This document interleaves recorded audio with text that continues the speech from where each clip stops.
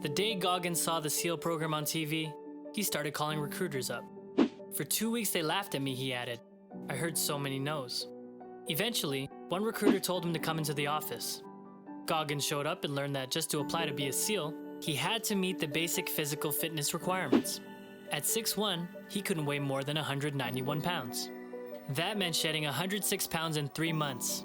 He established a training plan and went on this crazy routine, eating hardly nothing. In less than 3 months, he lost the weight, but that was only the beginning. Can't Hurt Me is David Goggins' life autobiography, in raw and deep insights into the mindsets of overachieving. Can't Hurt Me shows how Goggins endures and leverages pain to achieve the impossible.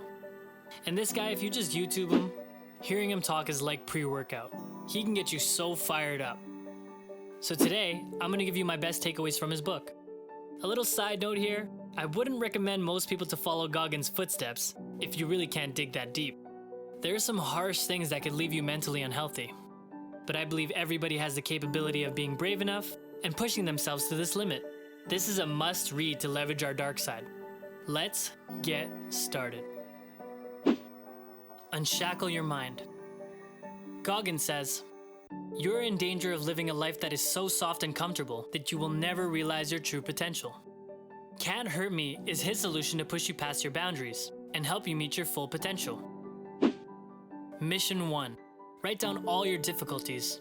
Take stock of all the difficulties and hardships you faced and face in life. Because, as he says, you are gonna flip that shit. Use your limiting factors to fuel your hunger and success. Mission 2. Own the truth of your shortcomings. The author says that our mind will always follow the path of least resistance. And until you learn to beat your own mind, it will always keep you safe and stationary in life. In this chapter, he says you must be brutally honest with yourself. Don't tell yourself that it's okay to be overweight, if deep down you'd like to be slim. Tell yourself you're fat. Any self-improvement starts with brutal honesty. Mission 3. Do all the things that make you uncomfortable. Goggins talks about pulling out of the military training for medical reasons. Diagnosed with sickle cells, he had a choice of staying in the training or quitting. And, faced with the first obstacle, he used the excuse to quit. And officially he didn't quit, but deep down, he knew the truth. And that bothered him and undermined his confidence. If that would have replayed today, when he learned to control his mind, he says that he wouldn't give 2 fucks about sickle cells. This is the chapter where Goggins sees an advertisement for Navy SEALs and realizes that there can be answers in suffering. Goggins says you must do something that makes you uncomfortable and something that you don't want to do every day. Even if that's doing your bed, ironing your clothes, or waking up early and going for a run. Start small, then slowly build up. That's how you callous your mind. For me, I've always wanted to be a great athlete. I'm strong and feel like I can perform, but my cardio was always bad because I hated running. I used to tell myself I just don't do cardio because I don't want to lose muscle.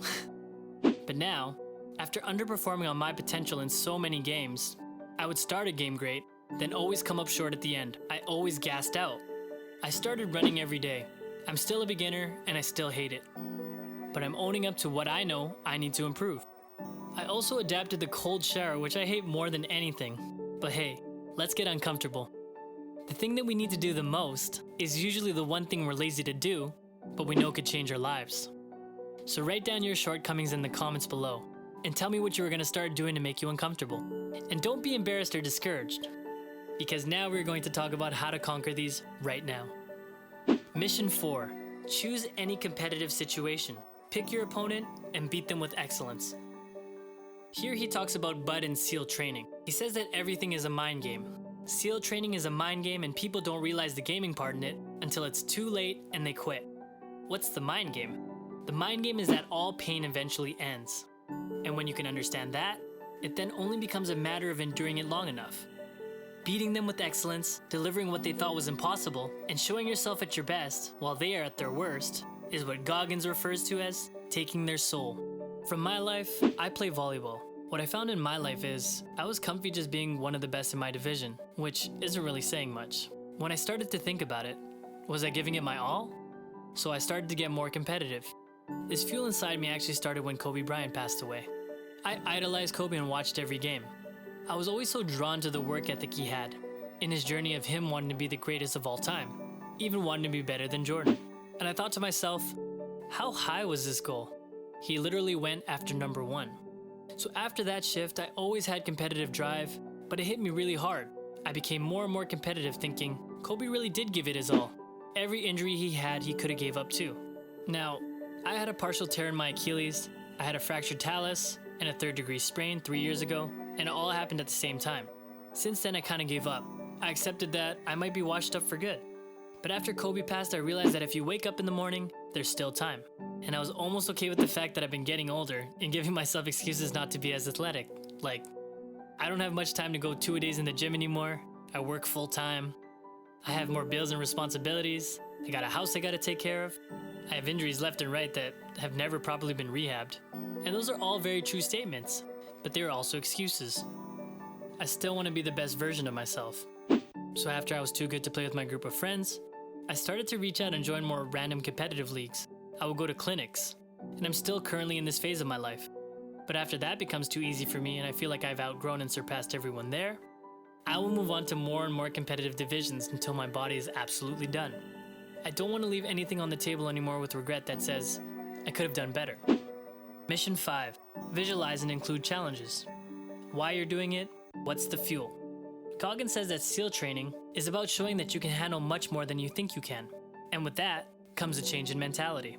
Goggins says that the callous mind can help you overcome the toughest moments. Remembering what you've been through and how that strengthened your mindset can help you bypass the negative thought loops that kick in when you want to give in. But when you accept the pain and refuse to give in or give up, it's similar to when you don't want to run, but then you do it anyways and then you enjoy it. And the author says that you can tap on that switch on call. You want to get to a point where not doing things that you know you should do haunts you. If you didn't go for a run on a given day, you want in the evening to be bothered by it.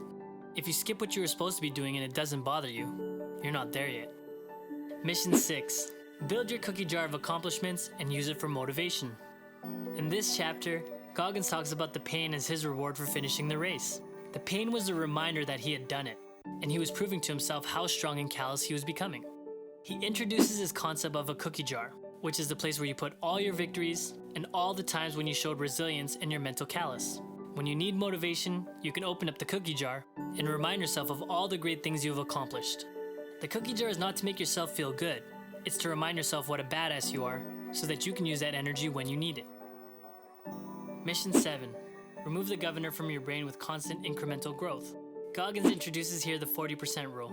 It means that when most of us feel like we are hitting our limits, we are only at around 40%.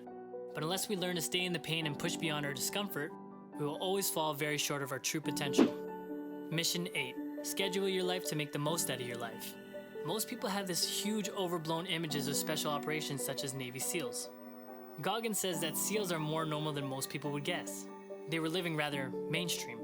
They'd rather hit the gym and get big instead of pushing themselves to the limit. A 40-hour work week is 40% effort, he says, and that's mediocrity. The best way to overcome anything in life is to become a master of what you're afraid of. Mission 9, sustain greatness by staying in constant pursuit. Goggins here shows the mindset of an underdog in the military. When his feedback said that he could have been more social, he reflects that indeed he was not one of the boys. Of course I wasn't, he says. I came from nothing. He thought that because he made it anyways, he was part of the group. But he realized he was not part of the teams, not the brotherhood. But Goggins uses the evaluation to swing in the opposite direction. If he was uncommon also among the uncommons, so the fuck be it, he says. Torch the complacency you feel gathering around you. Continue to put obstacles in front of yourself, because that's where you'll find the friction that will help you grow stronger. And before you know it, you will stand alone. Mission 10, write all failures, learn from them, and go at it again.